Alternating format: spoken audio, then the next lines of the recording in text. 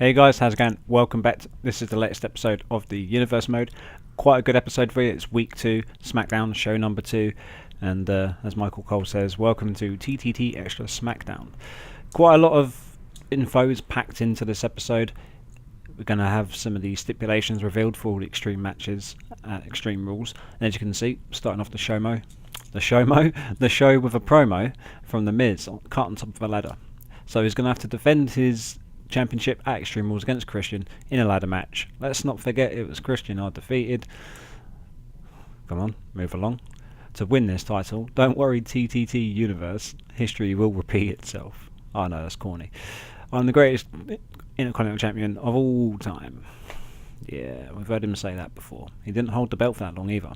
Because he is The Miz and he's awesome. I'm not doing the awesome thing that he does. I can't be arsed with that. As per promise in the last episode, in this show we've got Daniel Bryan versus Rey Mysterio on SmackDown. Daniel Bryan, pretty cool entrance on the game. I'm going to have to take the audio out of these episodes now because I think that's what's getting me slapped on the wrist by the copyright police.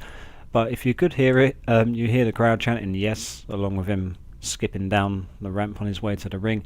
Daniel Bryan, one of my favourite wrestlers, and he's up against Rey Mysterio, who is another one of my favourite wrestlers. You know, I've got a lot of respect for Rey Mysterio because he does quite a lot for the fans, for the kids. He's got a prayer that was written by one of his fans, tattooed on his side. He always takes his mask off and gives it to the kids in the front row. Fair play to him. It's just a shame that his age has caught up with him. He's picking up a lot of knee injuries like a lot of Mexican high flyer wrestlers do. I'll say Mexican is Mexican American, but you know what I mean? Like, wrestlers of his style don't usually last that long. I mean, he's done incredibly well with his run. I mean, I think he's like mid-30s now and he's still going strong, still loved by the fans and still pulling performances out of the bag. But I like the way in real life they've tied him up with Sin Cara, you know, to try and pass the luchador torch over to Sin Cara. But yeah, the reason I chose this match is because it's Daniel Bryan and Rey Mysterio. Daniel Bryan reminds me of the old school, like Dean Malenko's, Chris Benoit's, you know, really cool technical wrestlers, submission specialists, always know how to put on a good sort of wrestling clinic.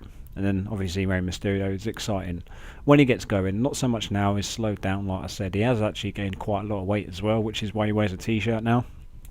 But yeah, I think they need to be doing more matches like this on SmackDown. More technical wrestlers versus high flyers. It's a good combination. It makes for a really interesting match because the technical wrestlers got to try and ground the high flyer. So for like 10 minutes or whatever, you'll see the high flyer being grounded and injured. Then all of a sudden he starts flying around it. It's a good combo. It's a good way to get the crowd going. As you can see, we've got Kane and Sin Cara watching. They're obviously tag team partners of each competitor. So this is kind of building up a bit of a tag team division because we all know the WWE tag team division sucks, and I'm trying to put a bit of emphasis on that in this game. So I'm trying to submit Rey Mysterio. He obviously gets the rope break, which is just a tad annoying. So we're going to have to do some more knocking around. Here goes Bryan with the Benoit flying headbutt. It's quite funny, he does the flying headbutt and the crippler crossface. But no one ever mentions that on TV, obviously, because you can't mention Chris Benoit because he murdered his wife and child. But it's quite funny how similar his ring style is to Chris Benoit. He even uses 2 of his moves. Here's the old Ring of Honor style kicks to the chest and head by Daniel Bryan. Obviously, when he's on stage, he's screaming, no, no, no, while he's doing it, which I think is pretty cool. Here goes the no lock, or the yes lock, or the bell lock, or the crippler crossface, whatever you want to call it. There's a fair few names for it.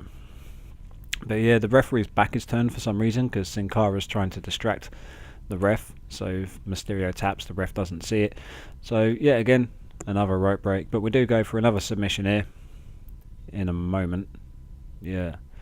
Now this move you see Daniel Bryan apply in a minute is quite like the Regal stretch, just without the bit on the ankle. The Regal stretch was like an STF, but with this lock on the front. Daniel Bryan just does the front lock without the sort of STF applied on the ankles and shins. But it's a pretty cool move, and I like using submission specialists on the game. You need to have 1 or 2, maybe 3 dotted across your roster, I think, to boost a bit of variety.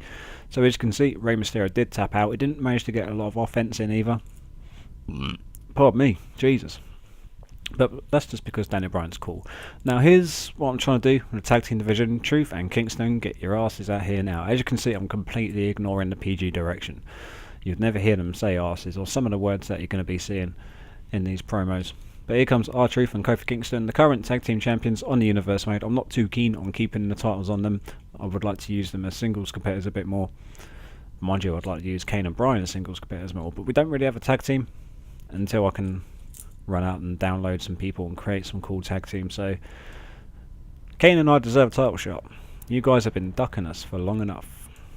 Come on, Malloy, press X. Yeah, come on. Why don't you try to prove you're not paper champions? ... Press X. Press X. At Extreme Rules in a tornado tag. That's meant to be tables match. So that's a pretty cool match for Extreme Rules. Weren't you wearing white trunks during your match? Yeah, that's a bit of a mistake for me, but I thought I'd take the piss out of myself and put it in the promo. Either way, Goatface, your challenge is on. Good stuff. So that's another match added to the card at Extreme Rules. A bit late. I do not have a goat face. Kane said I'm handsome. It's well funny when Daniel Bryan says that. I do not have a goat face. I am handsome. So I thought I'd chuck a bit of cheesy comedy in there. So in a way, Kane and Bryan play the heels. This is kind of like their heel turn on this game. And obviously Kofi, Kingston and R-Truth are always going to be the baby faces. So there you go. That's that. A new match added to the card. Thumbs up for that. That's going to be a pretty cool match. Tornado tag team match. In the comment section, who do you want me to control out of the four geezers? Truth, Kofi, Bryan or Kane? Let us know in the comment section. Let's get active. Here we go. This is the final of the World Heavyweight Championship #1 Contenders Tournament. Ryback versus Big Show. In the comment section, you guys said feed Show to Ryback and play as Ryback. So here we go. Feed me more Ryback. Pay-per-view after Extreme Rules is Over the Limit. So Ryback will face either Sheamus or Wade Barrett at Over the Limit for the World Heavyweight Championship. Who wins at Extreme Rules is entirely down to you. Kind of. You just let me know who you want me to control and I will try to win with that person. But here goes Big Show. Yeah. Big Show versus Ryback. It's rumoured for WrestleMania because they want Ryback to have his WrestleMania moment. Shit, I already said that in the last episode, didn't I? But I'm not too keen on the idea myself. I'm just not too keen on Big Show. Either way, I think Ryback versus Brock Lesnar would be absolutely sick. I mean, you've got Brock Lesnar on a contract which has limited dates per year. So for WrestleMania, you need to use Brock Lesnar in a big match. And I think Ryback versus Brock is a pretty big match, especially if Ryback can go in there as World Heavyweight Champion. Maybe, I'm not sure. Or Brock Lesnar versus The Undertaker. He needs to be in a big match. And I don't know why I'm on a Brock Lesnar rant right now. Let's change the subject. So Ryback versus Big Show on this game. It was quite a difficult match, to be honest. It was quite back and forth. And a lot of the moves, Ryback, I think the weight recognition was okay with this. I mean, I could do the occasional suplex like you saw there, but some moves he failed to lift him. And then it got reversed or whatever. So I think the weight recognition is quite a cool addition to the game. Because in WWE 12 and games before that, I could get Kofi Kingston and I could suplex or bloody, you know what I mean? I could suplex Mark Henry as Kofi Kingston. That's ridiculous. It's been a long time for them to get weight recognition into the game. But here goes Ryback using his signature move. Still don't know what the name of it is. It's kind of like a stunner. It's like a sit-down stunner. There goes the old finish it sort of taunt. Turns into the shell shock. I'm disappointed he doesn't march around the ring. I think the animation for the game for the shell shock needs a little bit of work, especially the pin. Ryback doesn't pin like that. You notice the way he pins, it's very distinctive. But he kicked out with the first shell shock, so we've got to go for the sit down stunner. Go for that again. And then we go for the pin, finish it. I didn't go for the pin, sorry. Finish it taunt. Second shell shock of the match. No marching, which is disappointing. And I can't figure out how to do the meat hook clothesline either. That's annoying me. It should be a corner move, but it's not. But there you go. Ryback picks up the win, so he is the #1 contender after Wade Barrett. So it's either going to be a Sheamus and Ryback feud or a Barrett and Ryback feud. Let us know in the comment section what you think would be better. Here we go. Tony Chimmel is interviewing Sheamus. Sheamus, tonight you face Wade Barrett in a non-title matchup. But what are your thoughts on your title match at Extreme Rules, ... being a tables match? Who has the advantage?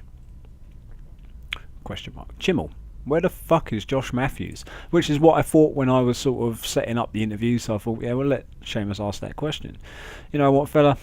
I don't give a shite. Can't be shit. He's Irish. It has to be shite. So he doesn't give a shite. Tables, ladders, chairs. It could have been a bra and panties match. ...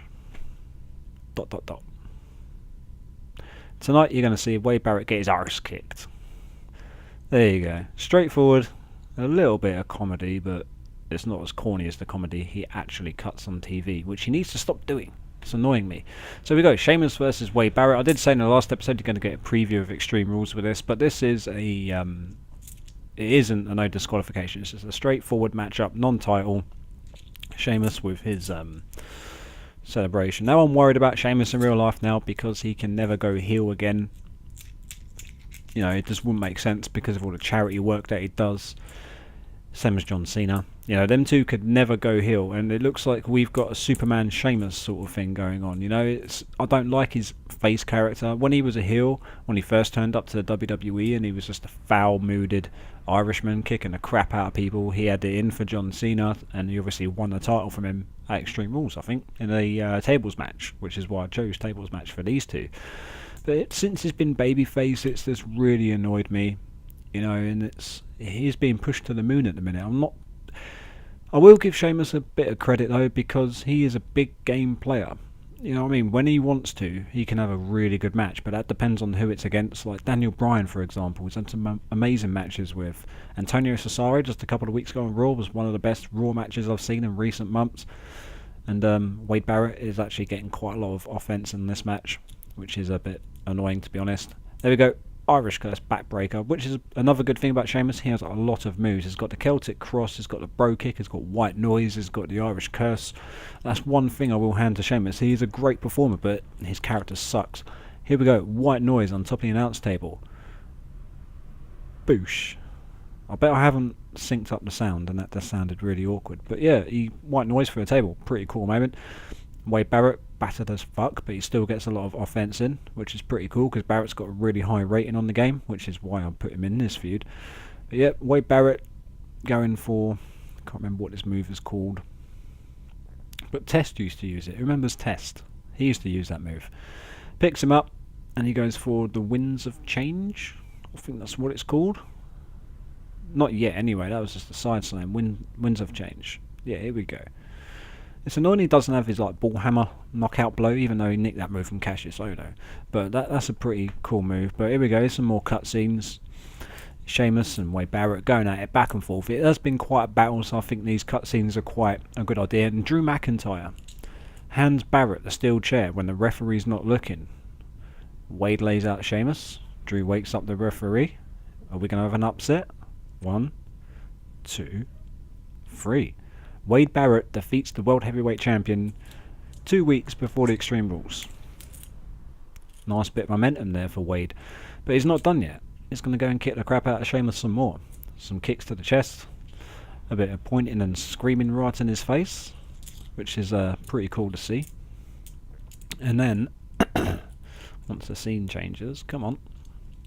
Yeah, he's not done yet. He wants to go and put Sheamus through a table. A double table set up, no less. I don't like the look of this, says Michael Cole. As Wade Barrett gets onto the top ropes. Oh my god, Wade, don't do it, screams Jerry Lawler. Bang! Straight through the tables. Holy shit, Cole, says Jerry Lawler.